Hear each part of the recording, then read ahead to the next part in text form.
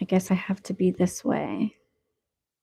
What's up, witches? Let's see who's on at this ungoddessly hour. I have to do my nails, so I need something to keep me company because it's about to be midnight. I have been up for 2 straight days, and if I don't do something while I'm doing my nails, I'm going to fall asleep in the acetone. So I'm here. Let's see if anybody joins us.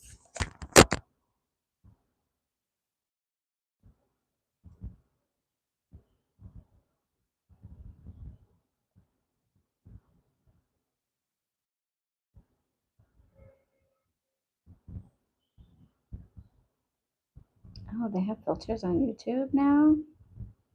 Cool. Oh, bubbles. What's up, witches? I'm seeing if I want to do a filter. Surprise, surprise. Who's up late? Ooh, this is dreamy. What's up? Oh, thank you for the like. Welcome, welcome.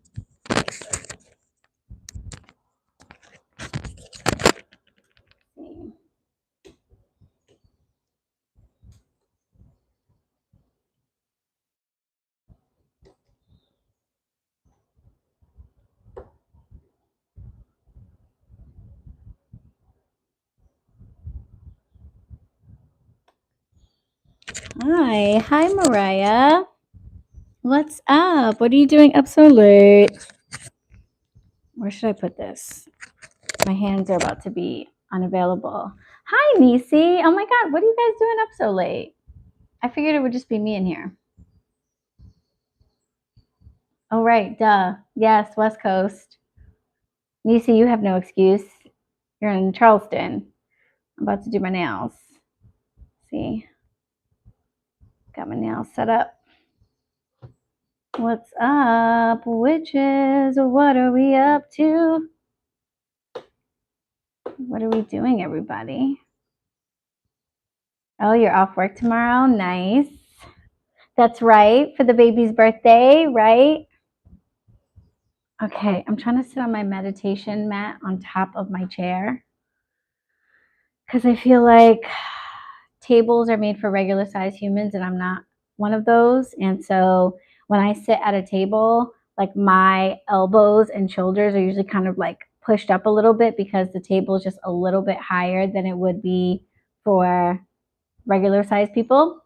So I'm sitting on my meditation mat to see if that makes it any better. Okay, I have to be 100% ready before I dunk my fingers in this acetone because once I do that, I'm stuck for like a good 30 minutes. Yeah, us petite babes, you know what I'm saying? Things like furniture and stuff like that are not made for us. Okay, I picked this. No, I don't want bubbles again. Okay, oh, there we go. Short people struggle. That's right. Hey, Betty. What's up, guys? I did not expect any of you to be in here. I was just like literally just doing this just to kind of distract myself or what have you because I am, as my people would say, dog tired right now. I did not sleep at all last night, so I have not been in a bed since, what is today? Officially Wednesday now, Tuesday night, since Sunday night, I think. Yes, oh my God, dangling everywhere. All the time, even on the train, like in the train in New York, like, and the buses, like it's only been recently, I feel like that I can like put my feet on the floor. Just dangling for dear life. Yep. Yeah, so yeah, I haven't been in bed since Sunday night. I was up all night getting ready for the webinar, pulling together the final touches, not the final touches, but like important touches of the coaching program that I want to be done by the webinar so that I don't have to deal with them afterwards. But I wanted to, I want to put my stuff in my new bag. If you guys were live with me whenever I went live earlier last week or earlier this week, I have this beautiful new bag that's like a super grown-up backpack. And it's very fancy. It's neoprene. I got the like matching case for like your chargers and wires and stuff. So it's very grown up, very boutique, very bougie. And I'm ready. I'm entering this new stage of my life where the backpack that I got myself in law school is beautiful. It has held me down for so long, and I'm going to keep it because it's great. But I definitely look like a kid walking in and out of the shop, and I'm ready to look like the boss witch that I am. So I decided to get a more grown-up bag. I have a networking event to go to on Thursday, tomorrow evening after I get out of the shop. And it seems like perfect timing to have, a more business witch appropriate bag. But I felt like I could not transfer everything into my bag with my hair being just carré, and my nails being all crusty as they are, all grown out and awful. I was like, something here does not match. Something that these things don't go together. So I was like, I have to clean myself up, and then I'll be able to switch over to my bag, hopefully tomorrow morning before I go to the shop. So step one was doing my hair. That happened yesterday, like early yesterday. I think the days are gone. Early Monday, whenever that was. And now it is time to do my nails. But I am very exhausted. If I don't do something, I will probably fall asleep into the acetone, which is probably not safe. So you guys are here to keep me company, okay? And also, I figured now would be a good time to also give you some last minute updates about the webinar in case you are registered and planning on being there tomorrow. There are some important developments, things to know about to make that whole process smooth and easy for everybody. So we can chat about that and anything else you'd like. Okay, let me take a few sips of tea before I commit myself to dunking in this situation.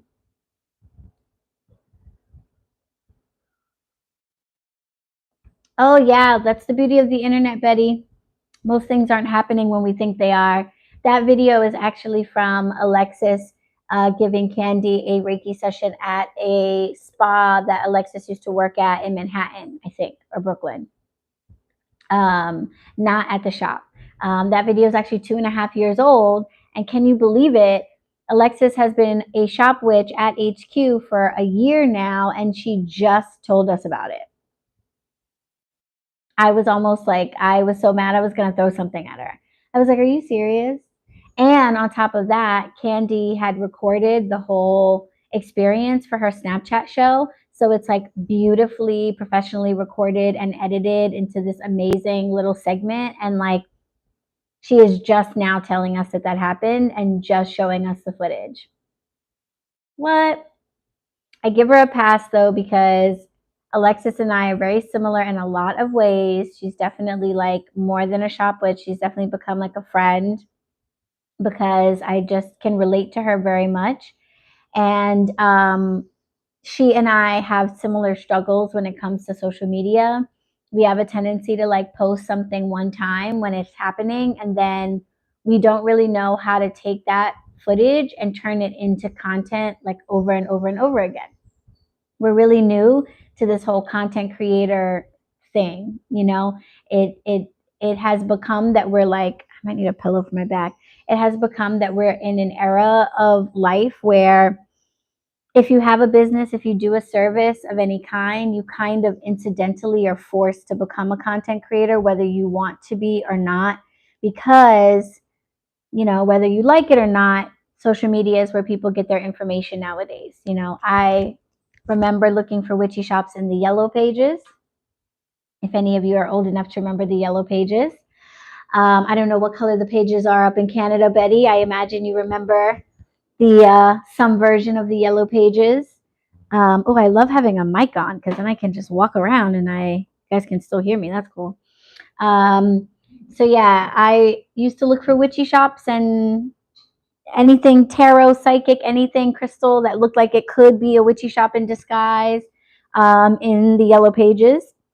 And nowadays, everybody gets their information from social media.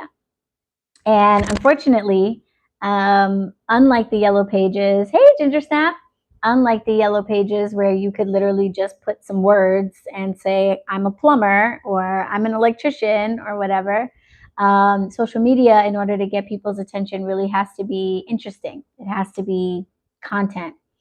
And I find that folks in my generation really can struggle with that because we are on social media. We are, like young enough that it's natural for us to be on social media. Most of us got access to Facebook somewhere around college, high school, even. And we're with it. Okay, it's probably not a very with it thing to say, but we're with it. But let me start soaking at least one hand here. So we're down with the kids and whatnot. Oh, I forget how cold acetone gets when you leave it out. I can do this. Um, yeah, so we are down with the social media, but we're not necessarily super great at content creation because we don't really use social media the same way that like the younger generations use it. For us, it serves the purpose primarily of keeping us in touch with people who we might lose touch with otherwise, people we went to college with or that we worked with at a job that we no longer are at, or family members that we don't see as often as we'd like. And so we're not necessarily using it to be entertained, and all of that. That's kind of new for a lot of us.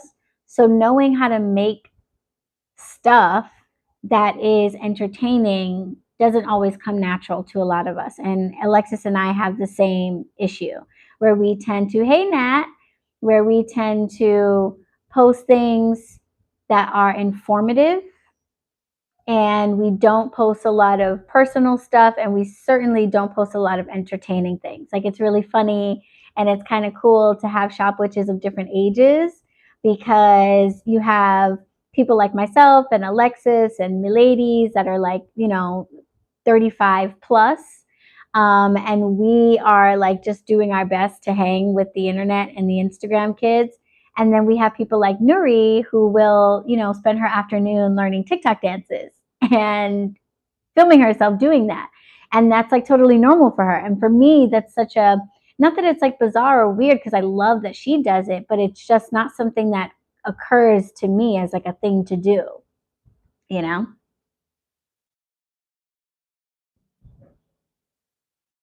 It is exhausting, Mariah. It really is. You really have to fight through so many layers of stimulus to get information to people. And then you have these freaking algorithms that are not helpful because they favor the entertainment and the stuff that gets lots of engagement and jokes and likes and replays and all of that stuff. And a graphic just telling you that I am doing a webinar, even though that webinar might contain information that could literally change your life, doesn't matter to Instagram. So you have the algorithm to fight through. And then, not for nothing, even though the people who follow you might be really interested in that information, they are also being really overly stimulated with a lot of material. And so I find myself sometimes when I'm scrolling online, being attracted to things that I know are not doing anything for me, but they caught my eye. And then the next thing you know, I'm down the rabbit hole on some guy's, joke page or whatever. So, and I'll find myself scrolling right by posts that have long captions or information, educational information, even though I'm interested in those topics. So I fall victim to it too. But knowing how to take advantage of that system and play into it is something that I'm trying to learn, but that doesn't come natural. And Alexis is the same way. So it kind of doesn't surprise me that she would have this amazing video of a Reiki session that she did for, something of a celebrity. And it wouldn't occur to her to keep posting it or to keep cutting it up into different pieces. But I think you'll find that some of the more like quote unquote successful Instagram or social media pages are the pages that can take a 5-minute clip of them doing something and cut it up into 45 reels. And credit to them. I'm learning. I'm trying to learn how to do that um, in a way that feels authentic to me, but that also recognizes that I chose to be a witch in 2023. I could have been a witch in 1623 and never had to worry about social media, and maybe I probably was, but at least this time around, I decided to be here now. And I think it would benefit me to get better at utilizing all the tools at my disposal, and that includes social media, for better or for worse. Hey, Sabrina. Hey, Salem. So that video was pretty old. I told Alexis, I was like, I'm not going to assign you any more shop reader shifts, honestly, until you post like at least three clips made from that longer video. So she posted one, and in proper Alexis fashion has not posted another, because she's probably anxiety ridden and trying to figure out how to spin it into something educational or useful or that you want to see. And I'm learning myself, but also trying to help her, because I think we have that in common, but where we differ is maybe our anxiety levels around things like going live and stuff like that. Not that I don't have any, but because starting with quarantine, was going live with you guys every week and doing tarot readings, which is not an easy thing to do publicly in front of people who might, react in any way. I have gotten a lot more comfortable with just going online, with being seen online with no makeup or with my hair in a bonnet, and just living. And I want that for her, because I think that if she overcame that anxiety, she would really enjoy it. And also, she would see how much great content she already has, because she does amazing things. You know what I mean? She did like, what was it, like an intuitive art painting class for like 160 people or something. And she was hired through the Board of Education. You know what I mean? Like, a government body, like, hired her to basically kind of teach a spiritual class to their teachers for like a networking or get to know you event or whatever. But that's dope. That's amazing. Our Reiki students are looking to see what Reiki can do for them aside from the physical and spiritual healing, but like, could they take their certification and be employed? And for her to get booked by the Board of Ed to teach to a huge auditorium full of people, mic'd up and all of that, is amazing, and a great thing for our Reiki students to see that they can potentially do with their practice. They might find themselves in a, Manhattan spa taking care of some celebrity or whatever. So I want her to overcome some of her anxiety about going live, about posting, about things not having to be perfect and educational and have like a purpose or whatever. And I'm getting better at just posting shit just to like do it. Reclaiming my Instagram page has really helped with that. Turning it back to Alysha Kravetz rather than BronxWitch has taken away a lot of the pressure that I felt to like only post Bronx witchy things. And now I feel a lot more freedom to just post whatever Alysha's got going on. And it just so happens that because I am a witch, a lot of the shit that I do is very witchy during my day that is not like other people's lives. Like, I just made my body balm, for example, because I don't buy lotion. I make my own body balm, which is a witchy thing to do. Learning about herbalism and how to infuse oils and make different things along the way in my herbalism journey, I learned how to make a pretty decent shelf-stable balm. So I make body balm for myself, and it's way cheaper, way easier. And I typically add either essential oils or spiritual oils to them in order to bring intention into my body oils, right? Not something that the average person does. It's not a big deal for me. I'm just moisturizing my body after I shower or making a batch at night before, the next day or what have you. when I run out. To me, that's very regular. That's very everyday, to say some prayers and set some intentions and put some spiritual oils into my body balm. So it just so happens that my everyday life is very witchy. So a lot of the things that I am doing do kind of fall in line with like the brand or whatever. But it feels really good to take the page back so that if I just want to post about like my cat or something random, I don't feel like, oh, it's not witchy, so I shouldn't post it. So I want her to, do that. You still have a little of the hemp balm. I'm glad you enjoyed it.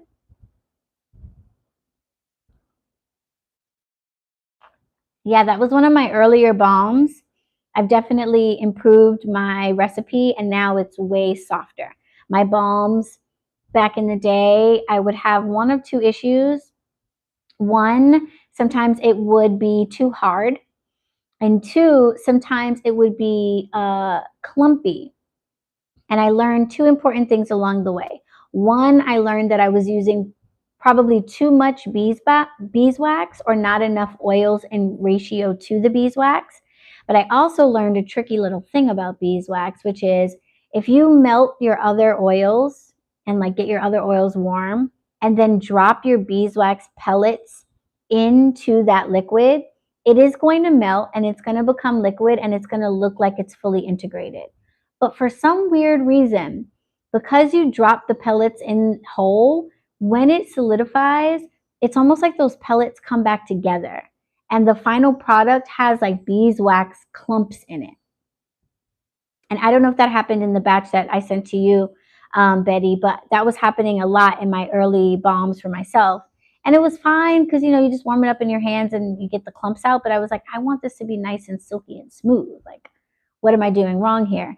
And then I learned that if you melt the beeswax separately in a double boiler and then melt your other wax ingredients, your shea butter, your cocoa butter, whatever, and then combine the two melted liquids together, slowly stirring as you integrate them together, everything is smooth. So my recipe is much improved. And I add vitamin E oil now, which I'm not sure I did before. Your tins are smooth. Okay, good. Yay.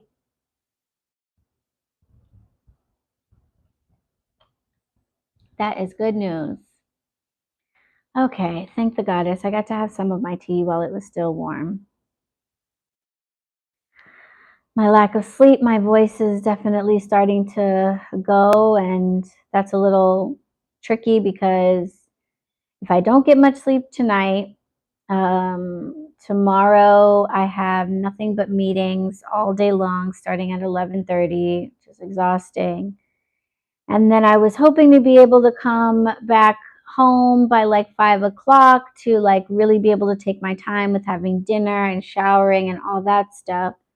But unfortunately, Shop Witch Nuri did not do a good job with her calendar this week and neglected to realize that she has a meeting with her classes. She's a student, so she's got shit like this all the time. And both Alexis and Chelsea are on vacation. So that leaves me to cover her in the shop for those 2 hours while she is in her class, basically. So unfortunately, I'm going to be at the shop now until 7, which severely cuts into my time to like decompress and get ready for the webinar. But such is the life of the head witch. So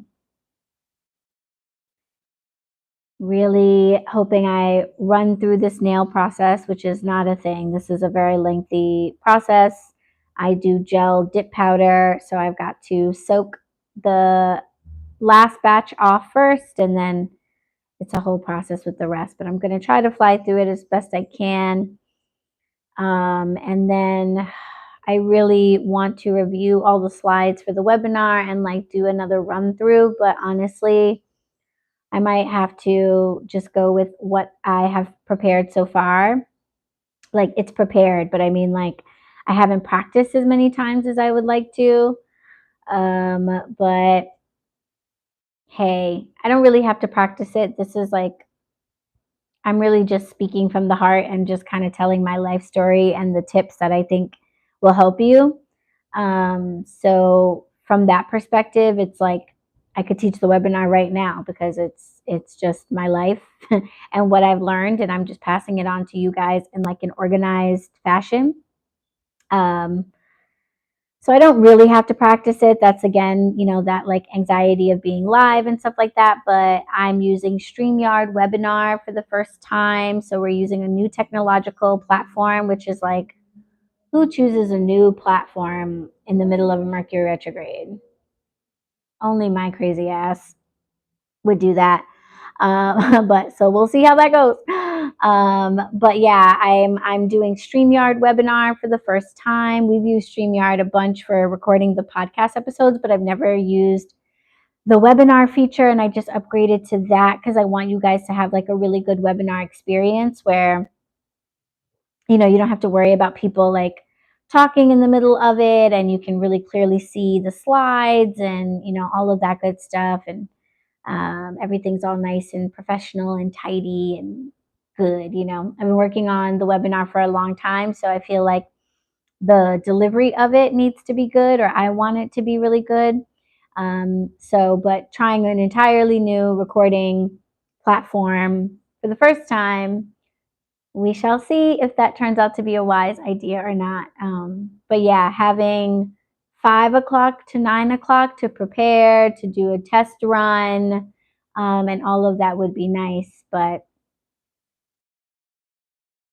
not the case.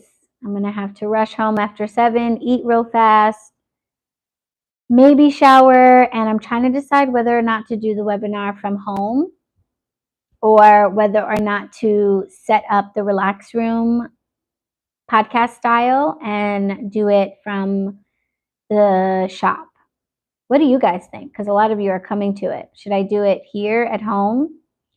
I'd be like sitting right here. Or should I go back to the shop? I feel like at the shop, well, I don't know. I was going to say at the shop, I feel like maybe my Wi-Fi would be stronger, but that's not necessarily true because I'm farther away from the internet box at the shop than I am here. The internet's like right over there.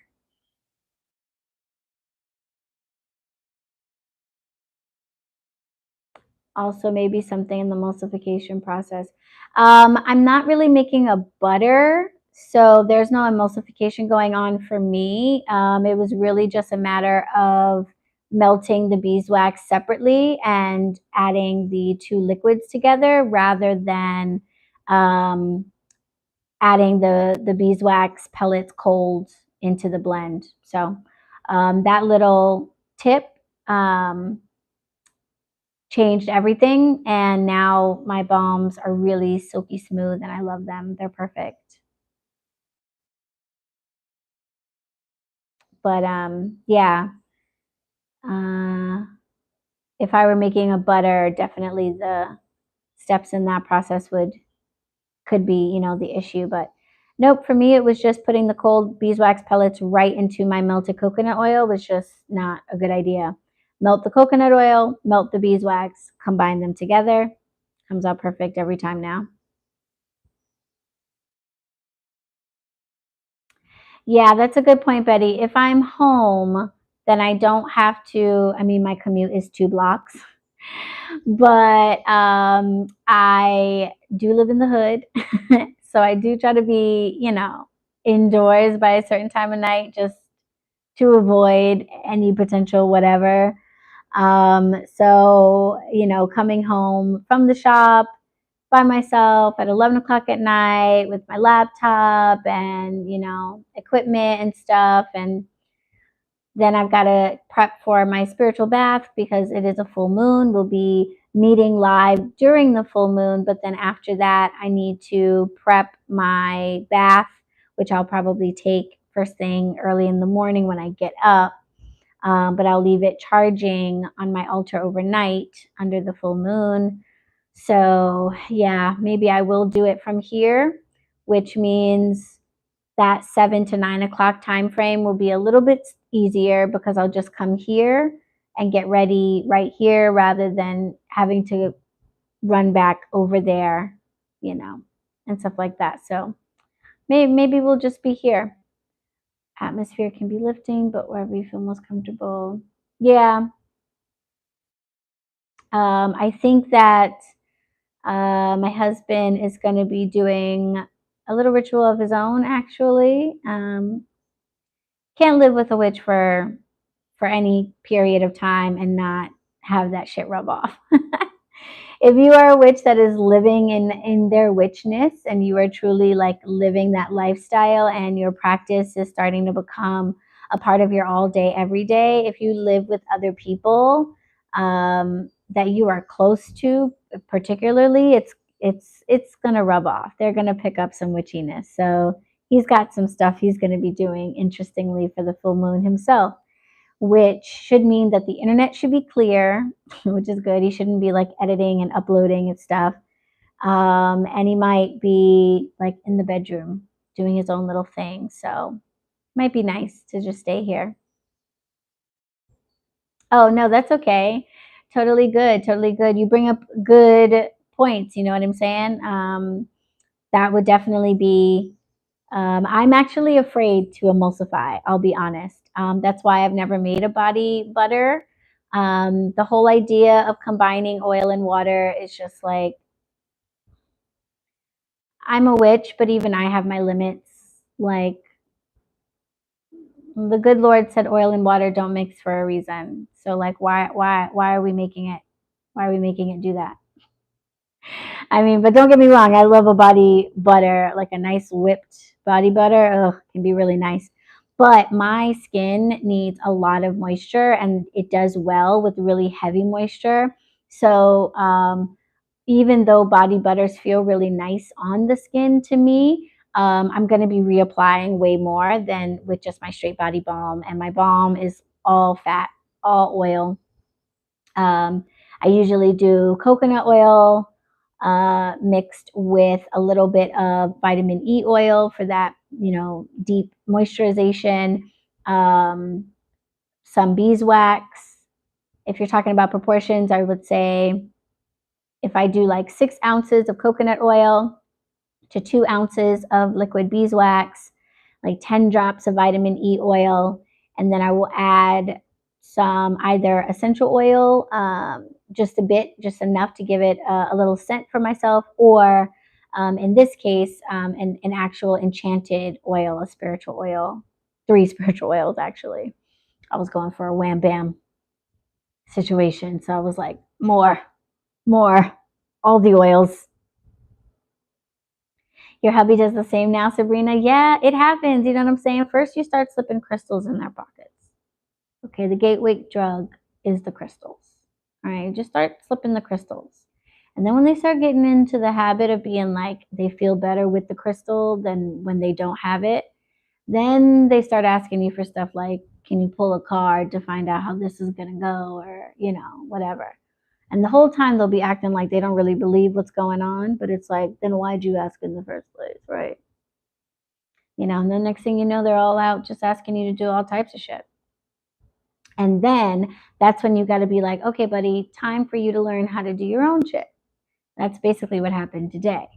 My husband was like, oh, my brother's trying to manifest such and such, and he's gotten good news, but now the news is stalled, and he just want to make sure he get it. Could you do a little something to make sure that he gets it? And I was like, yeah, absolutely, but like, no, like I'm mad busy right now. I haven't slept in days. The full moon is tomorrow, and the thing that he is trying to call into his life would do very well being casted for under this Pisces full moon. Is it a Pisces full moon? Somebody confirm that for me. It's a full blue moon, but is it in Pisces? I think it is. And it would do well for him to do it under the full moon. But I have this webinar. We are, launching this coaching program in 2 weeks, which, by the way, I have to update you guys some important stuff about that. Don't let me forget. Like, shit is going on with the shop. The shop is about to be litty this fall. Oh my gosh, our calendar is like, I don't know how I'm gonna do it all. We literally have, I think we have like 12 different things happening in the portal alone in the month of October. That's not what's happening in the shop with like in-person classes, events, things like that. That is just what's happening in the online portal and in the Coven community. From classes that are dropping to rituals people are doing, book club, witches of color. It's just like, you know, we've got a hoodoo class coming from Blaze. We've got a smokable herbs class coming from Chelsea. We have a class on how to thin the veil for tarot, divination, psychic downloads from Alexis. We have a grief mapping circle with Les. We have Milady's doing her first Meet the Witches live. Like, it's so much, and that's just the online portal. We're trying to pull together a retreat for the Bronx Witches. That, if I'm able to pull that together, oh my word, if I pull that off, y'all might not hear from me till January, because I am going to deserve the rest of a lifetime, because nobody in their right mind pulls a retreat together in 2 months. Anybody who does retreats will tell you that they usually start 6 months to a year in advance with the planning, because you need everything from like insurance coverage to waivers to contracts to putting down deposits at the place you're going to stay to arranging transportation and food, and is it going to be all inclusive, and what are the workshops going to be, and all of that stuff. And my crazy ass thinks that she can pull one together by the beginning of November.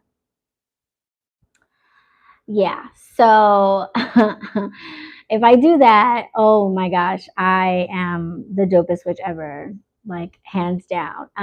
But so much is going on.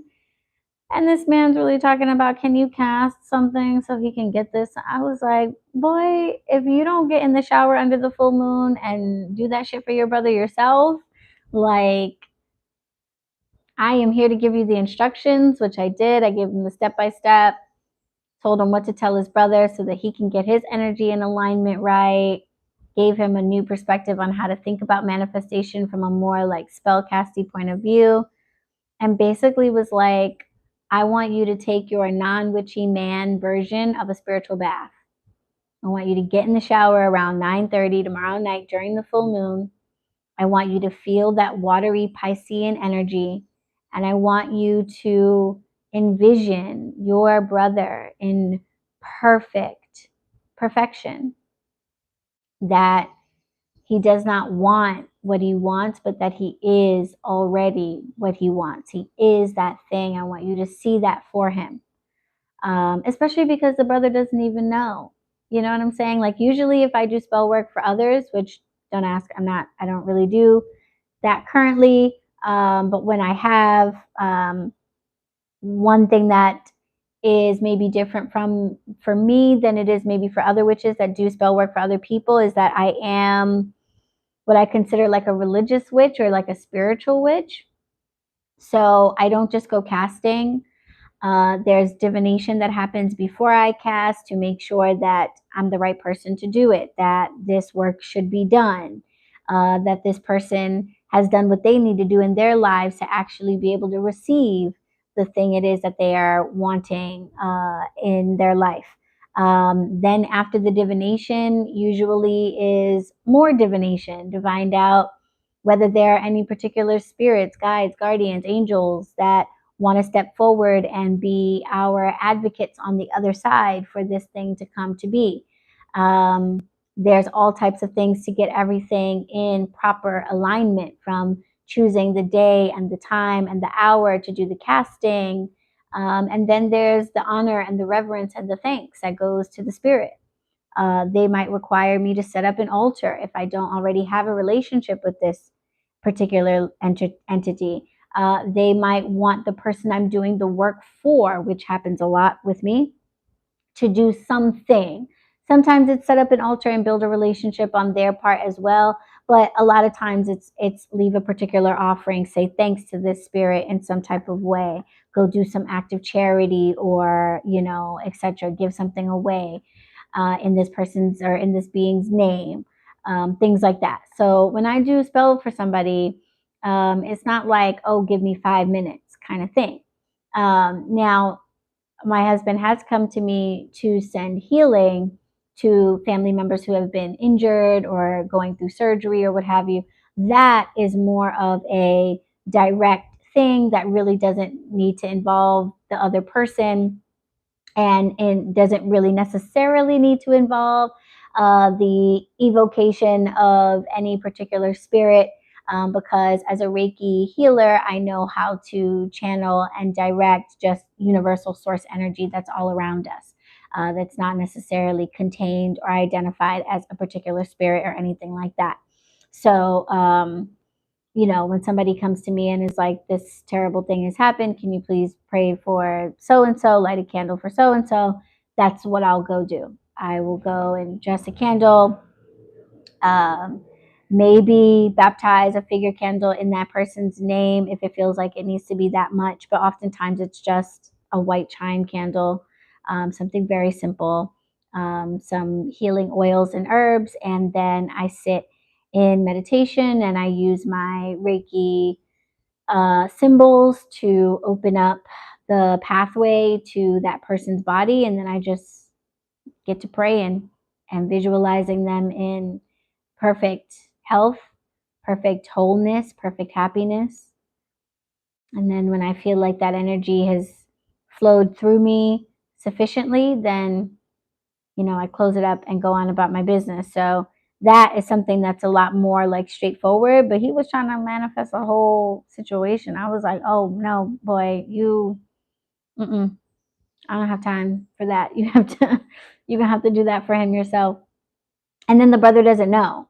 Um, so like that adds an extra layer. Trying to do spell work for someone who does not know that you are doing it on their behalf. For me, it's not that that's like impossible. It's just not necessarily ideal, because 9 times out of 10, that person is doing a whole bunch of shit that's throwing the alignment off, because they are not a part of the ritual that's happening. So I'm not able to give them instructions for what they need to be doing to make sure that they don't interfere with what I'm trying to do for them. So, um, yeah, doing spell work for somebody's benefit and they don't know that you are doing the spell work adds that extra layer of complexity, because you have to kind of work extra hard to overcome whatever dumb normal human shit that they're probably doing to interfere accidentally and self-sabotage. So yeah, I was like, you asking for a lot. So we need to start talking numbers, compensation for such efforts. And he was like, oh, I'll do it myself then. I was like, yeah, you should go do it yourself. Yeah. Oh man. No, Betty, I could never imagine we would be where we are right now. Last year at this time, we didn't even have shop witches yet. Amen is right. Oh, well, amen to that part too, but amen also to what Betty said. Like, we didn't even have shop witches this time yet. It's mind blowing to me that we um, are still approaching a year with the shop witches. We have not. The first round of shop witches, Chelsea and Alexis and Fifi, came on board in like October, I think, because Les came to us like a month or two later in December. So yeah, October, it might have been November even. So it is amazing to me to think that this time last year I was all on my dolo, by myself, running the shop every day, open to close, doing every tarot reading, every Reiki session, talking to every customer. Oh man, just thinking about it, actually, I like probably shouldn't right now because I'm already super tired and just going back to that place. Oh man, that was rough. Very, very, very rough. And then the shop witches came on board, and then it wasn't like it was immediate relief either, because then it was like a couple of months of training them and getting them accustomed. And then as soon as I felt like I was a little bit comfortable, then we realized we needed another one. So then Les came on board. So then I had to do training and onboarding all over again with another person who's a full-time teacher, doesn't have the most open schedule. And, so it's just been continuous. There has not been a stopping point for me. What has changed is that like the energy has shifted. My responsibilities and how I do things have shifted. How I see myself has shifted. But have I gotten to the point where I can rest yet? No, not yet. So, yeah, but man, I'm so grateful to be in this place, because this time last year, one of the reasons why I was going so hard with the live collective tarot readings and not wanting to let those go was I was like, I'm never going to go live if I don't have this like coordinated thing that I do. Because if I just leave it up to, oh, when I have time, that's never going to happen because I don't have time. Hey, Valentonia. Hey, sweetheart, I miss you. How you been? Haven't seen you in a little bit. What's up? What's up? I think I saw you on the registration list for the webinar. I hope you're going to be there. That'd be great. It's going to be pretty dope. I think you guys are going to really walk away with a much better idea of how you're going to take all this stuff that you're reading in books and watching on videos and finally apply it to your lives in like an organized and structured way where you are going to see progress and change in your life as a witch. I'm super excited to share it with you guys. I'm not going deep into the different concepts because that's what I'm going to do with the witches that sign up for the full coaching program. So what I'm most excited about in the webinar are the action steps.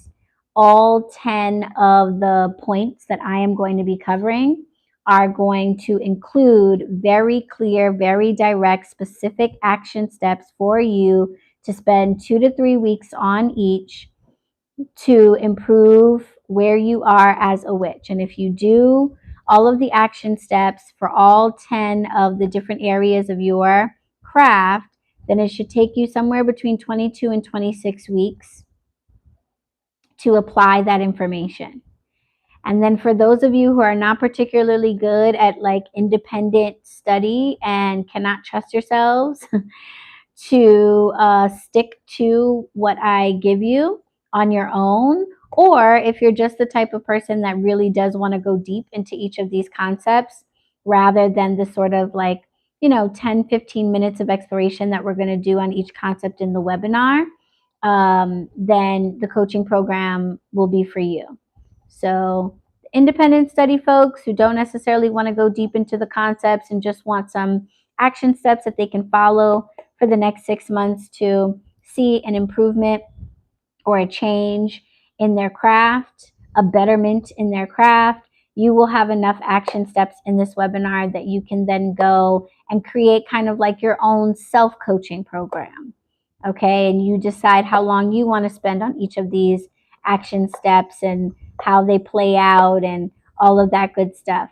For folks who don't want to do that and would rather have me with them every step of the way, meeting with them every 2 weeks for 2-hour classes, meeting with them every 2 weeks for private one-on-one sessions, giving them homework and assignments to actually turn those action steps into like real assignments that you have to then return to me or get reviewed by me.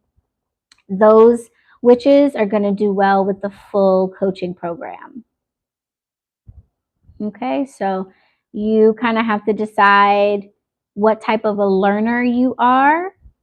Some folks are really good at independent study. I will be honest and tell you that I am not. Okay, I have a tendency to sign up for webinars and classes and swear up and down I'm going to watch the replays and take the notes and all the stuff.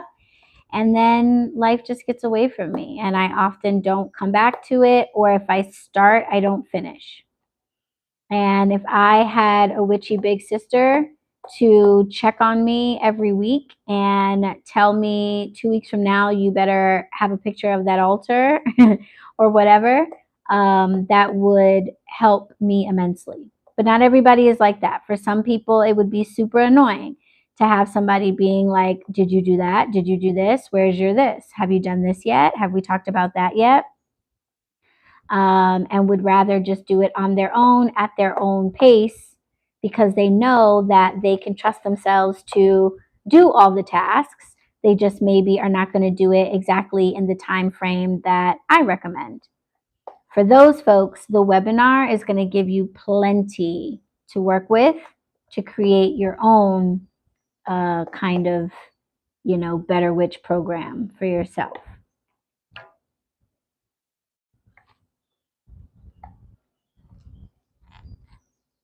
Good. Yeah. No pressure. No pressure. Take your time catching up. We've got some changes. I feel like one of the last times I talked to you, we might have still been in the, is this acetone evaporating on me? Because of the fan, I think. Hold on. I just need a little longer. We might have still been in the Facebook group last time we had like a chat, but the Facebook group is no longer, and the Coven community now lives over in the BronxWitch HQ online portal.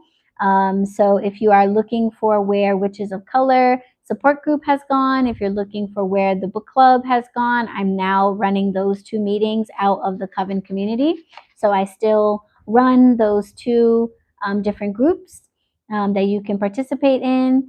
But we now are living in the Coven community in the online portal. So that's where you would need to become a member to get access to the Zoom links for those meetings and stuff like that. Yeah, Sabrina, back to the spell work. Sabrina had said it's cool to meet someone who puts that sort of consideration as well. So many people these days think it's like a fast food drive-through. Yes. Thank you for saying that. I appreciate that the way I approach spell work resonates with you. I don't, it's not that I don't understand the whole like, oh yeah, let me, oh, you want to get this man? Let me do this spell for you. Here, wham bam, let me light this candle and we're done. If it works, it works. That's really all that matters. I am not that witch that wants to tell people how to do their craft. I am not that witch that really harps on the particulars that much. I think that might be why I have more of a spiritual lean to my practice, even though I am religious and my religion is Wicca. I'm very much like a spiritual Wiccan because I'm a little less concerned, maybe a lot less concerned with some of the particulars of the Wiccan path, and a lot more interested in just, does it work? And I honestly don't think we talk about that enough in the witchy world. We pay attention to a lot of stuff. What's appropriate to do, what's not appropriate to do, what should be here and there.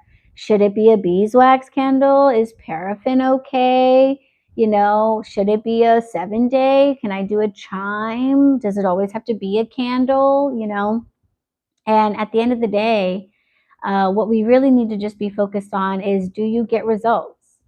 Do you get results? I don't really care what your craft looks like and if it matches up to what mine looks like.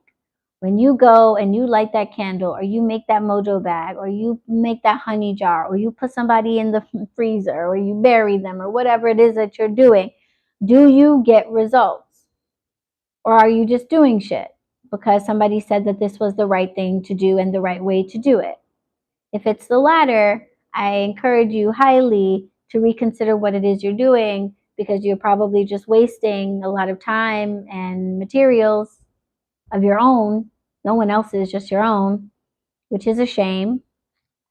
We all have very limited amount of time on this earth. So spend it doing things that actually matter and make a difference, even if the difference is just in your own life, which is super important. But if you are doing stuff to do stuff and you are not seeing results, then pump the brakes and reevaluate, because witchcraft is not something that we do so that we can be like in the cool club. It's not something that we do so we can like check off some box or piss off our parents, or even to like establish and proclaim our own world views and things like that. All of that may be impacted by witchcraft, but the reason why witches be witching is to get shit done, you know, to have results. Our ancestors were making mojo bags and fixing candles not because it was cool. It was very not cool in a lot of places that they had to be. They did these things because it worked. It worked to protect themselves. It worked to get back at enemies. It worked to heal in a time before modern medicine and doctors, in the traditional sense. It worked. So they did these things because it worked. And I think it's important for us to always bring ourselves back to that whenever asking the question of like, should I do this or should I do that? Does it work for you? Is it working? Did you get results?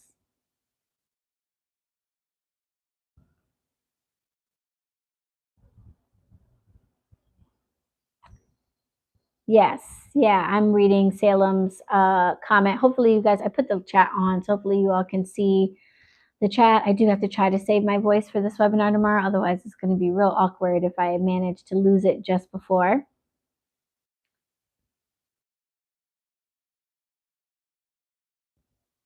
Yeah, yeah. Just add water without understanding. Yeah. And part of that is um, kind of on the witches, on the leader witches and stuff like that, because we just keep writing so many damn books. Thank you, thank you. I took a big shot of fire cider a little while ago. I'm drinking my not today Satan tea. I've got my elderflower infused honey in here, build up my immune system. So I'm taking the precautions. I think I'll survive. I was going to say I might stay home Thursday, because I'm not the shop witch on Thursday, but Thursday's payday, y'all. If I don't go to the shop, who's going to pay the witches? And that is something I look forward to. So, got to do that. Thursday is schedule and paycheck day. So, pay the witches and make the schedule for next week. Those two things I do. Maybe I don't have to do them in the shop. I could just go and drop off the checks when I'm done. Maybe. Maybe I'll sleep in a little bit Thursday, and maybe tomorrow when I go to the shop, I'll grab the checks and stuff I need for writing everybody's paychecks. And then since I'll have it with me Thursday morning, I can get up like whenever I feel like it, work on that, work on the schedule, and then at some point during the day, go and drop off the checks. Um, a bunch of shop witches are out of town this week, so it's not like they're going to be like waiting for the check. They're not even here. So yeah, I might do that. Oh, I don't want to miss this. Oh, I read that one for some people. Yeah, I might. I wasn't really having throat issues, but then I came on this live and now I'm like, oh wait, you're about to be live for 2 hours tomorrow. Should you be talking right now? Um, so I might do a little, I like to make a little honey, lemon, ginger. You could almost call it like a thick shot. But I'll basically mash up some ginger in my garlic crusher It's made for crushing garlic, but it does ginger pretty good. And I'll mash it up in there and then just add like a little bit of lemon and a little bit of honey, just to the point where it makes like a thick ass paste. And then I'll just kind of like put that in my mouth and just slowly swallow it.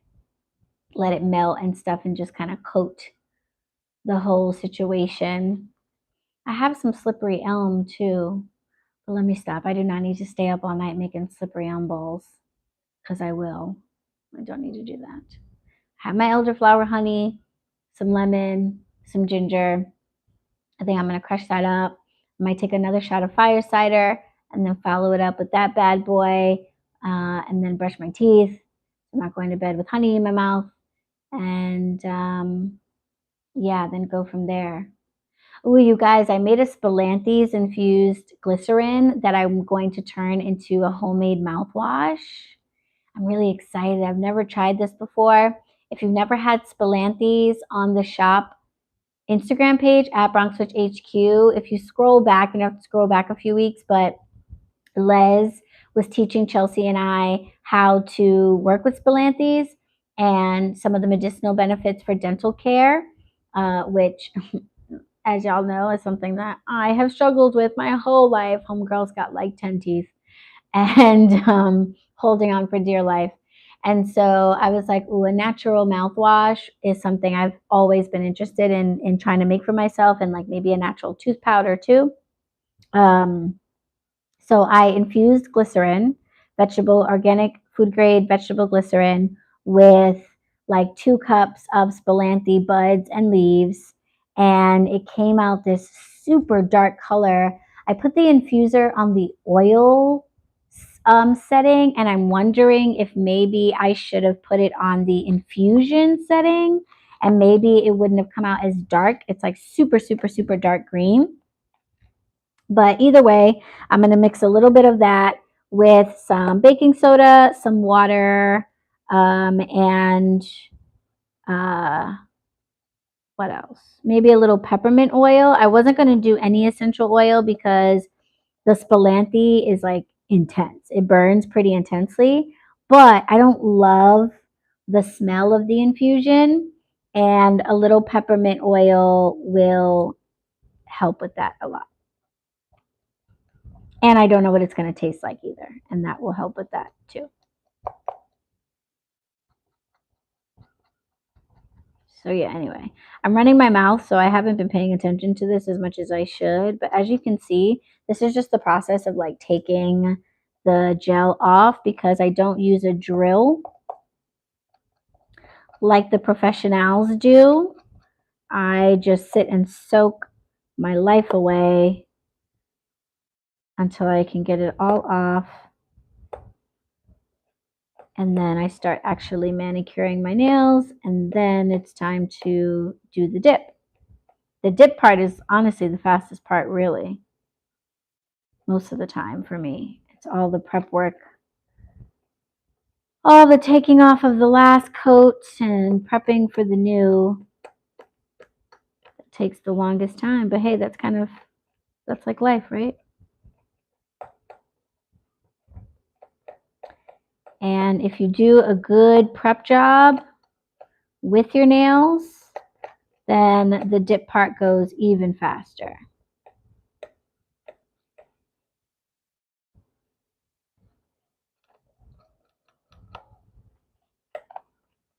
So as much as I sometimes want to just rush through it and say, oh, whatever, I'm just going to start like painting now, in the end, it always serves me well for my nails to be well manicured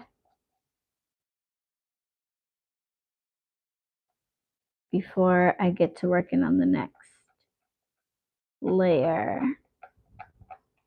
Okay, this pinky wants to give me a hard time. Okay, let me just soak the pinky for a little longer, and then we'll be good. Hi, Jersey. Hey, Mad Clips. What's up? What's up? Welcome. Yeah, Betty, hella money. Hella money I saved so much money. Leave the balls for another night. Yeah. I already made my own body balm for the night. I strained my elderflower honey. I've done enough. Kitchen witching, herbal witching for the day. I will get carried away and make me some herb balls. So I'm not going to do that. I'm just going to just make a little ginger, honey, lemon mix, like I said. You do your own gel nails too? Yes, it saves so much money. It's worth it to teach yourself how to do it. Hey, press-ons are press-ons nowadays, I have to say, they are so impressive. No pun intended.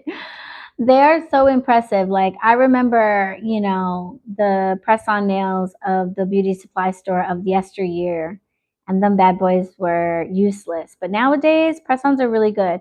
I have I rarely use them, and I should probably check and make sure that like all the liquids are still right and stuff like that. But I do have a set of Kiara Sky nails, which are not technically press on, they're like UV gel ons. So like you paint a layer of this like UV gel polish, and then you lay the plastic tip on top of that, and then you put it under the light to cure, and that attaches the tip to your nail, and then you just like file and shape that tip, and then you paint it, and then you put that under the UV light again. So I do have those.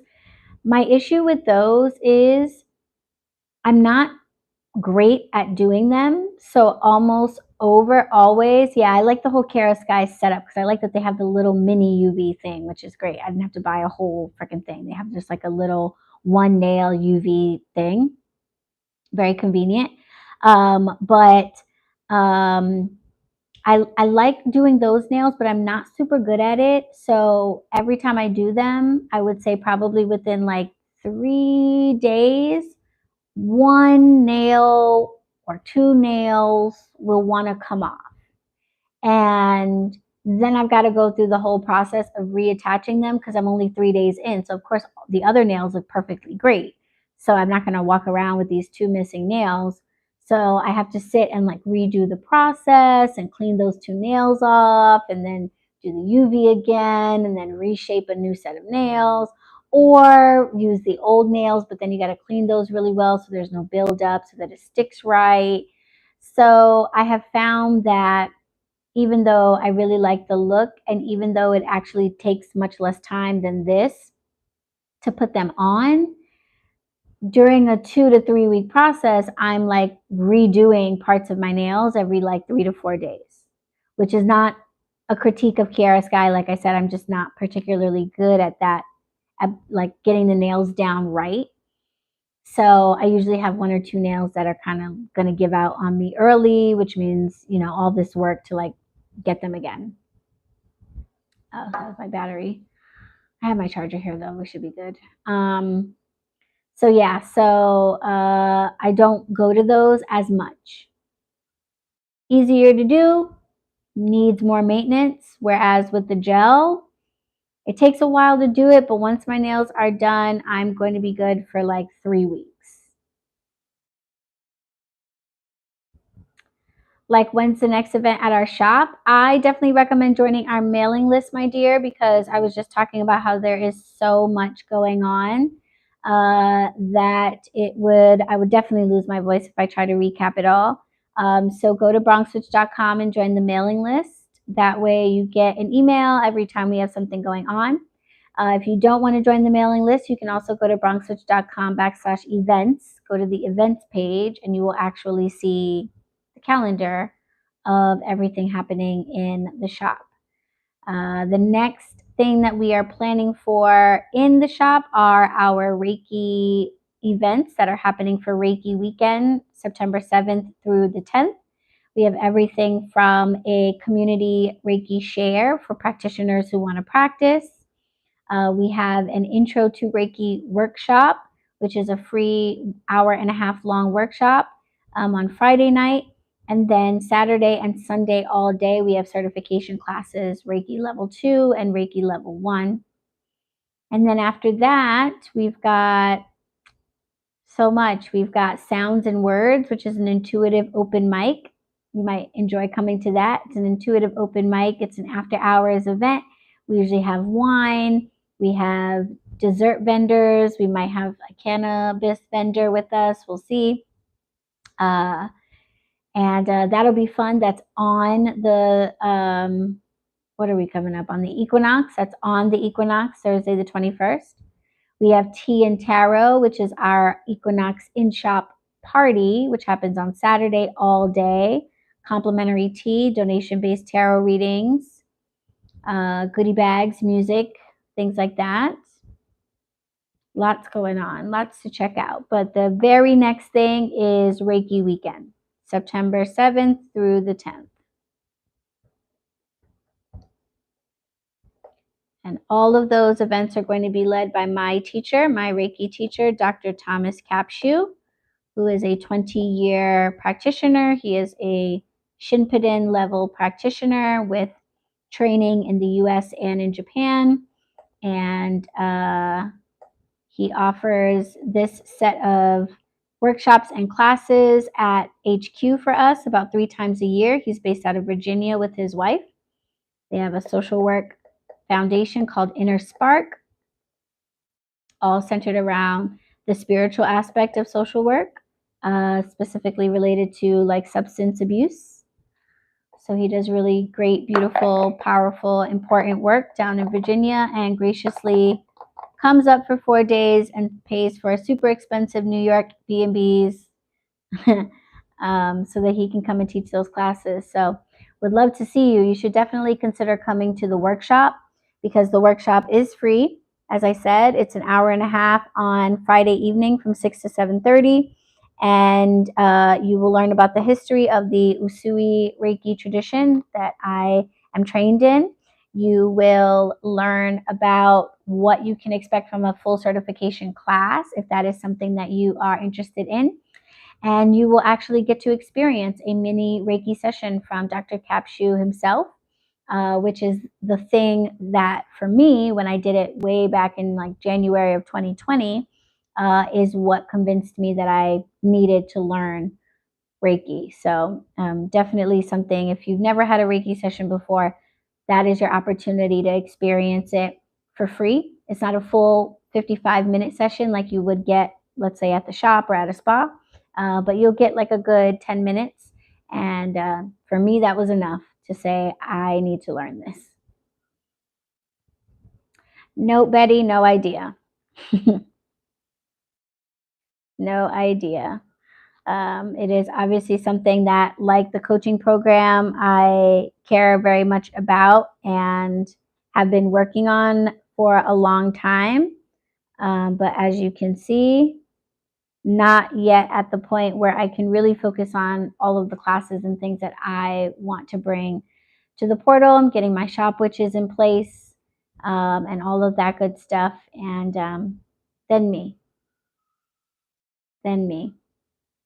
So, but thank you for pre-ordering if you did. So you are locked in at the price that you have it at. I can guarantee you that price is going to go up when the class does become available. So good on you for locking it in now.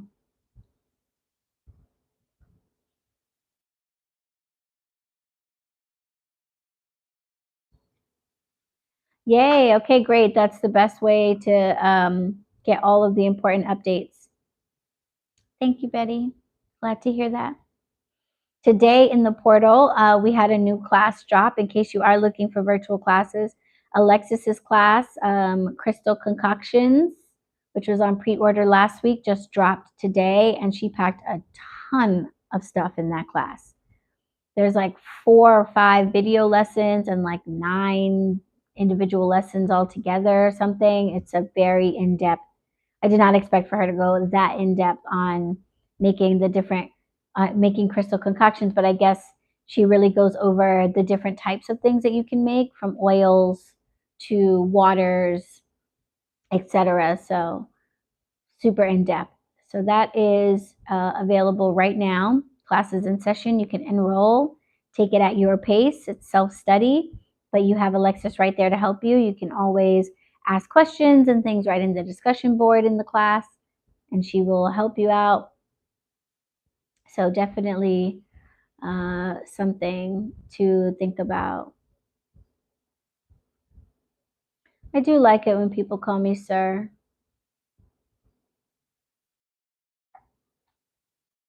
It's powerful. I would ask you the same thing, given the nature of your commentary.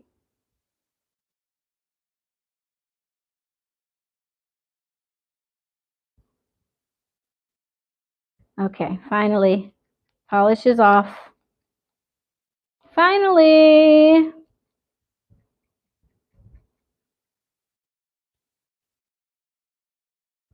Finally. Okay, cool. Yay!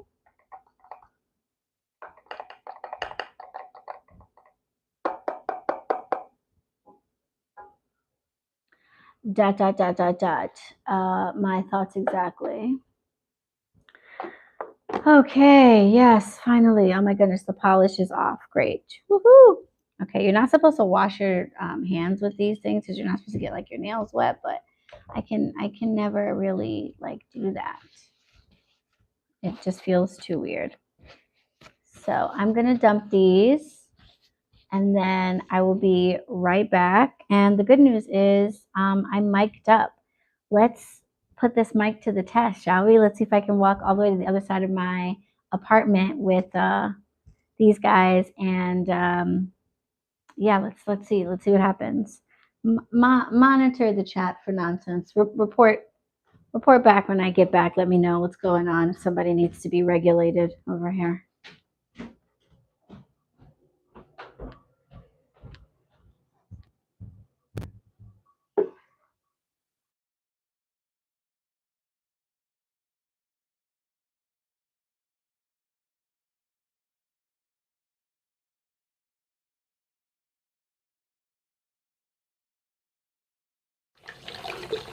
I am literally on the other side of my apartment. If you can hear me, this is officially the greatest wireless microphone ever.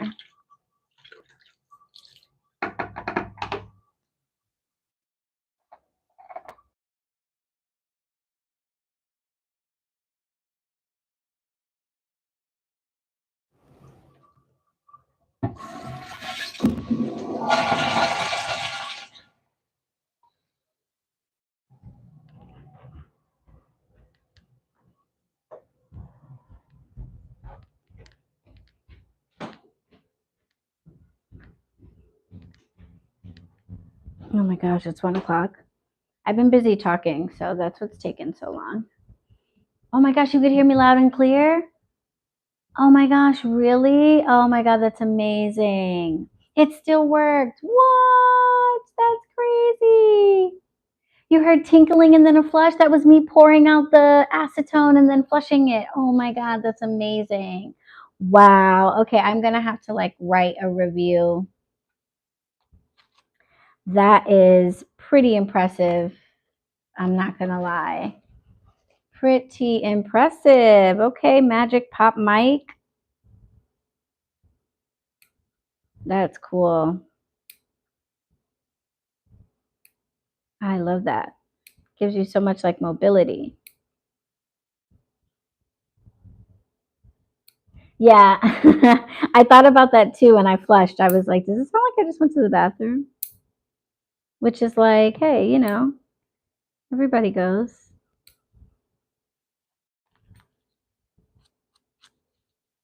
Everybody goes.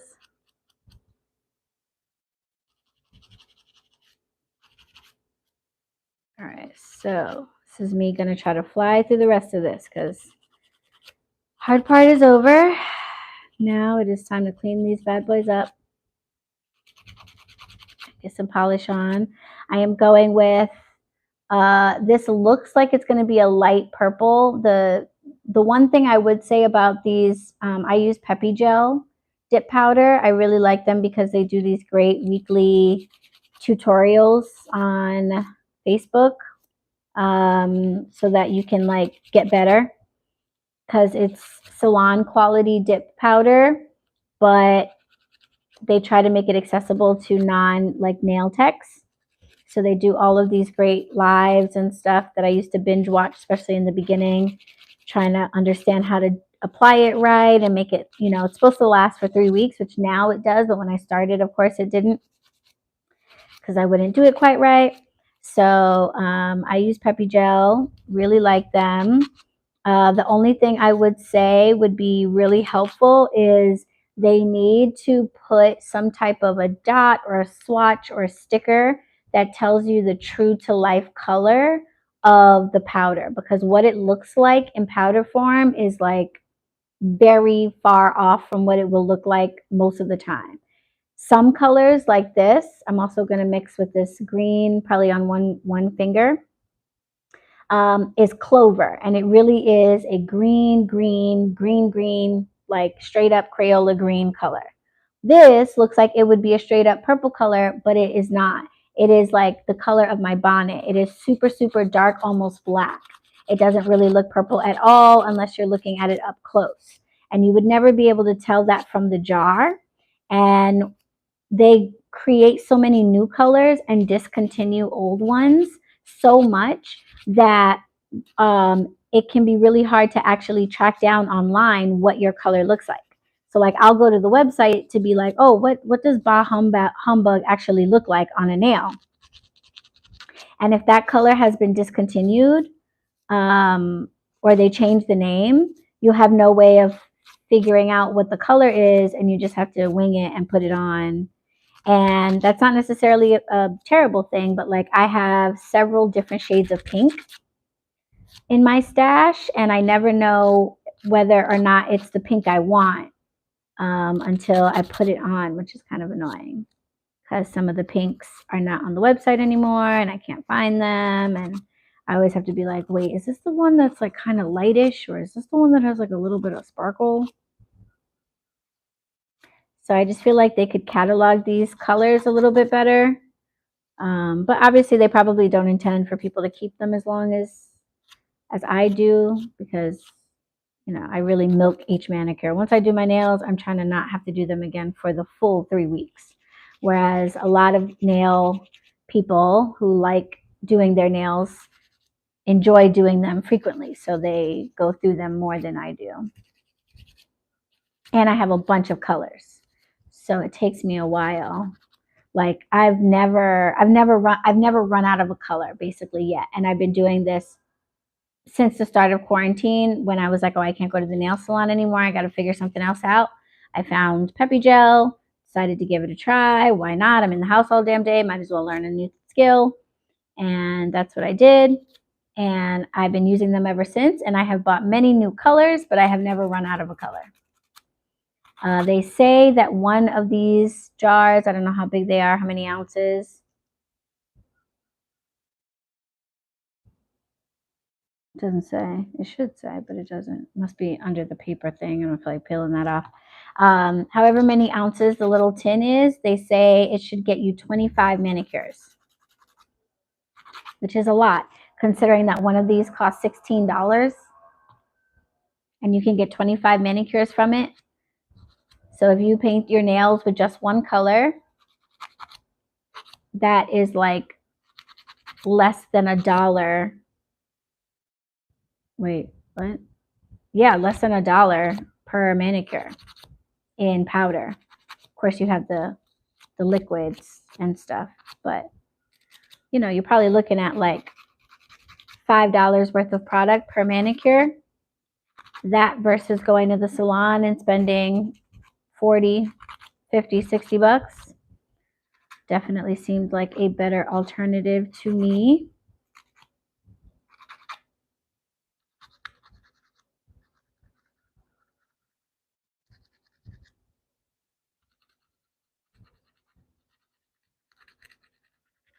Yeah, you know, Ginger Snap, I have tried to do that too. I even got these little like thingies, caps for your fingers that you're supposed to put the cotton and the foil in.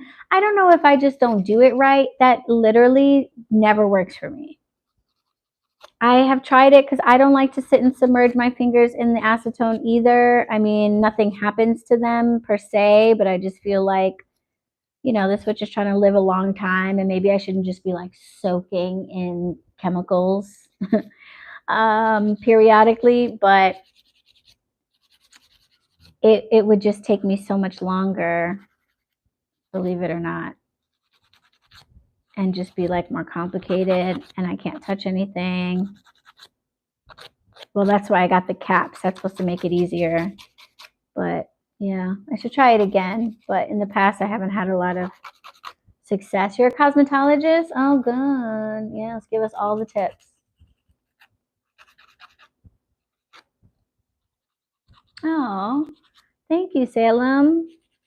Thank you very much. Like I said, I'm getting better at just being casual on the internet and not needing to, necessarily have the most perfect thing.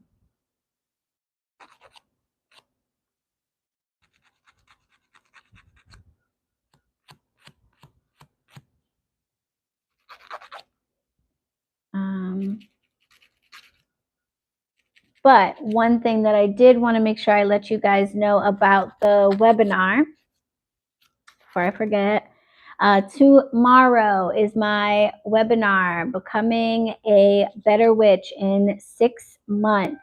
Okay, this webinar, if you don't already know, is the culmination of basically my life's work, which is kind of a dramatic thing to say, but it really is.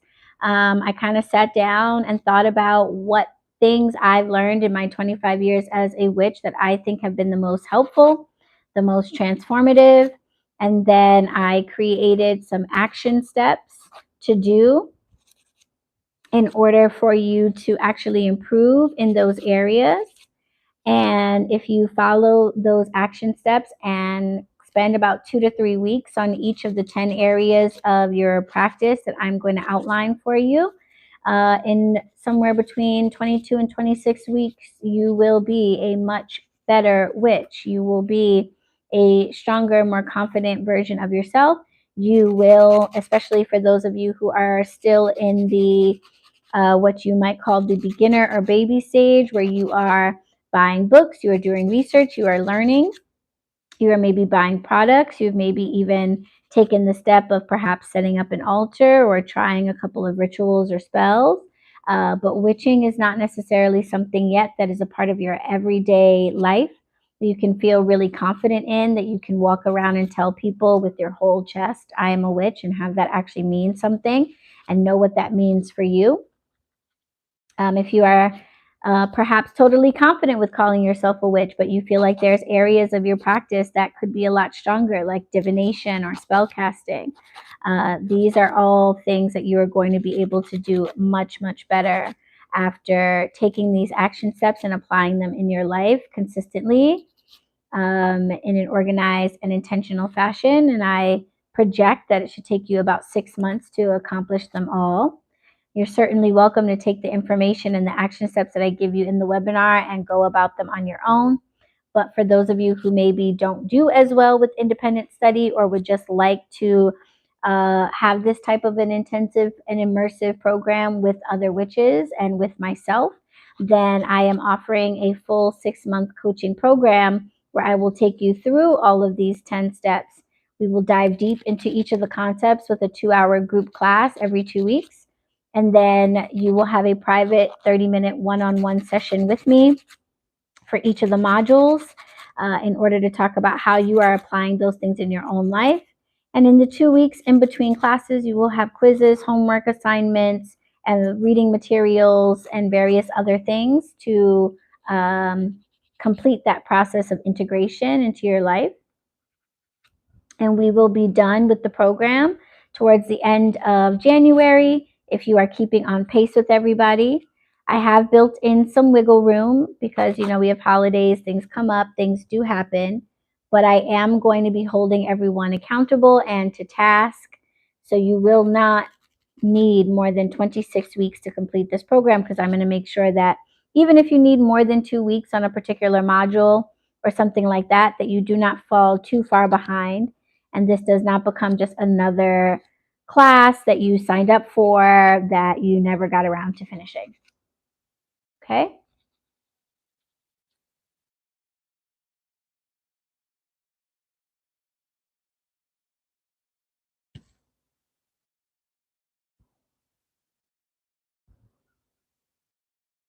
So here, yeah, okay, battery alert.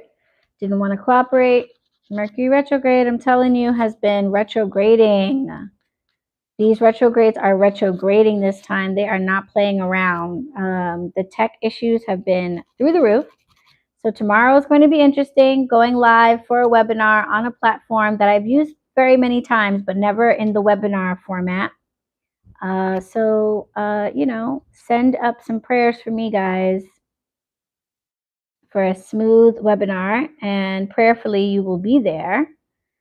But the very important thing that I wanted to make sure that you guys know is that when it comes to the coaching program, which will become, it is currently available for pre-registration. You can go and register now, okay?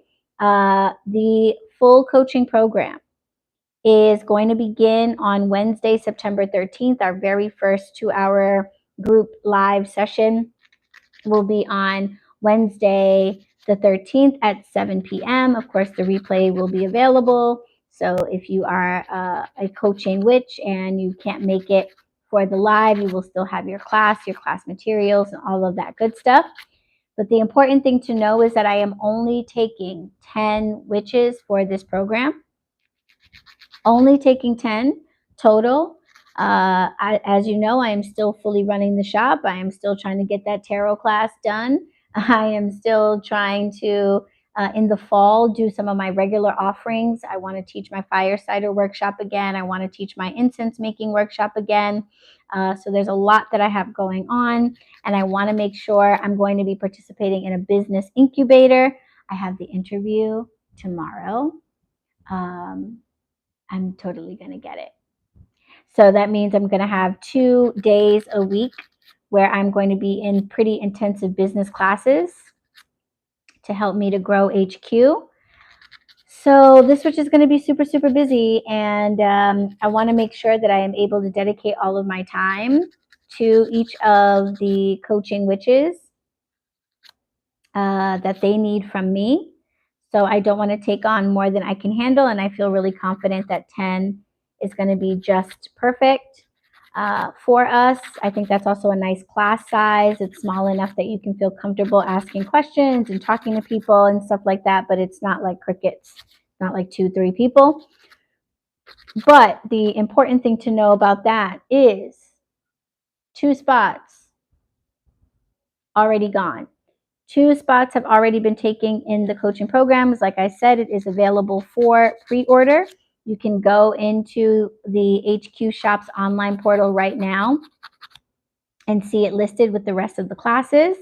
It is available for pre-registration. The syllabus and stuff are not in it just yet, but there is a survey. There is some preliminary information to give you an idea of what is coming next. So you don't feel lost in the sauce. And most importantly, when you pre-register, that also allows me to prepare the BetterWitch Magic Intensive Kit that is coming with the coaching program, which is a $200 value kit with journals, planners, prayer books, a crystal pendulum, and various things that I know are going to be useful in our class sessions and through the 6 months together. So once you pre-enroll, that is a great thing to do if you want to make sure you get the kit before we start class or close to when we start class, depending on like where you are. You do not need to have the kit on the first day of class. You probably don't need to have the kit for any of the days of class. These are materials that we're going to be referencing and things like that, but you don't have to have them. And of course, you don't have to get them in the kit. You could always like go on Amazon or track down Ritual Tarot, their company for the planners and stuff. And you can find similar things, or you might already have some similar things and stuff like that. But I want you to realize that in the time that I've been talking about the coaching program and people have gotten wind of it, 2 people have already signed up. We have about 70 people registered for the webinar. 70. Okay, so that means that the likelihood that there will be many, if any, spaces left after the webinar, not very likely. So good night, Ginger Snap. If you already know that this coaching program is something that you want to be a part of, if you already know that perhaps independent study is not the best for you and you want the support of a group of 10 other witches and me at the head of that, I guess, then I would definitely recommend that you at the very least consider it, go over to the portal and take a look and give it some thought. If you go to bronxwitch.com/coaching, that'll take you directly to the coaching program landing page with more information to give you an idea of what you can expect. But yeah, to my, I would say, pleasant surprise, though I wasn't really surprised. I knew just based on the amount of people that have signed up for the webinar that the 10 spots would probably fill up really quickly. But I was pleasantly surprised that a couple folks decided to not even wait till the webinar and take advantage of the fact that pre-enrollment is allowed and available.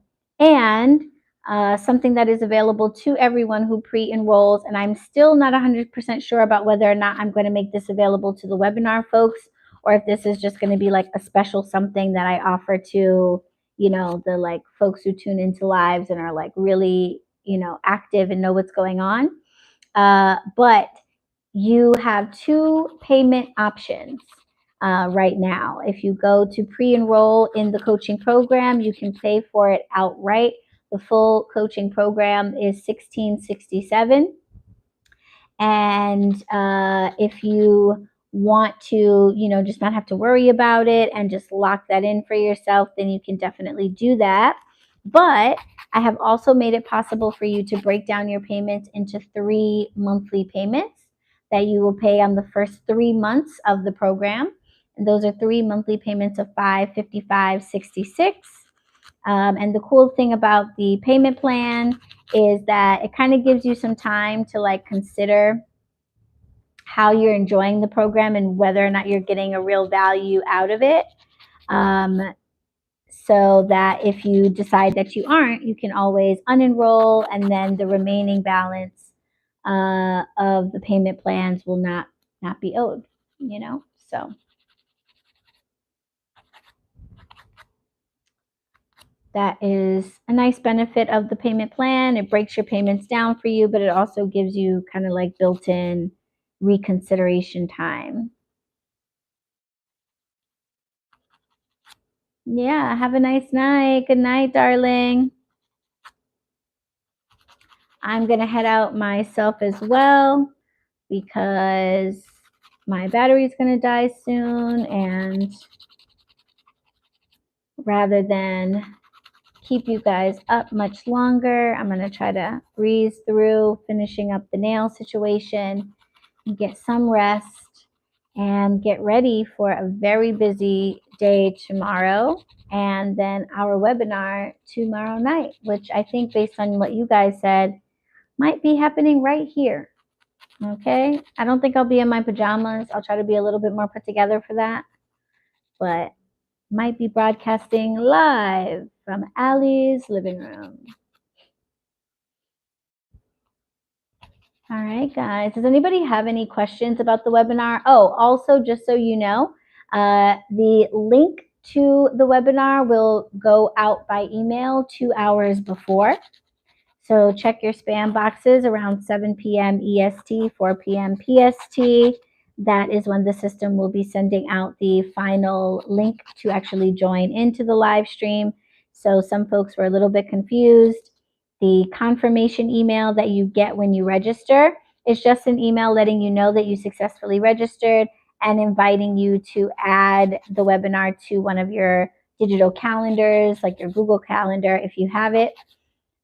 There's no information for the actual live in that confirmation email, but the email that contains the link will go out 2 hours before the webinar starts. So if it's like an hour before the webinar starts and somehow you still haven't got it, you can send an email to bronxwitch@mynorby.com and I will do what I can.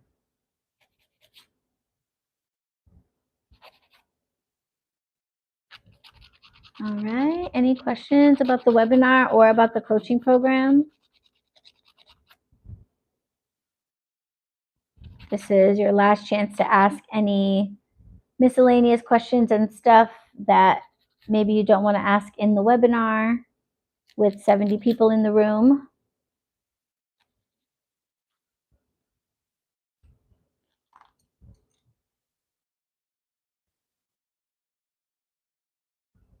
But if not, I will let you guys go so the battery doesn't die. I don't know if YouTube is like Instagram, where if your battery dies, you might not get your video saved.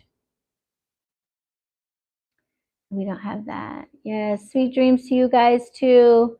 Thanks for hanging out with me late night and making this process a little bit easier. The hard part is done, I promise. All right, I'll be going to bed soon. Thank you guys for tuning in. It was fun hanging out with you tonight. I will see many of you in the webinar tomorrow. And if you are looking to connect with me outside of this, then go to my shop's webpage, bronxwitch.com, and look for the Connect with Ally tab. And you can find out more about getting in touch. Hey, F.R. Humphrey. Oh, nice. Getting a little beating in. Good. I'll probably do more of these late night chats. This was fun. All right, guys. Thanks so much for being here. Have a great night. Blessed be.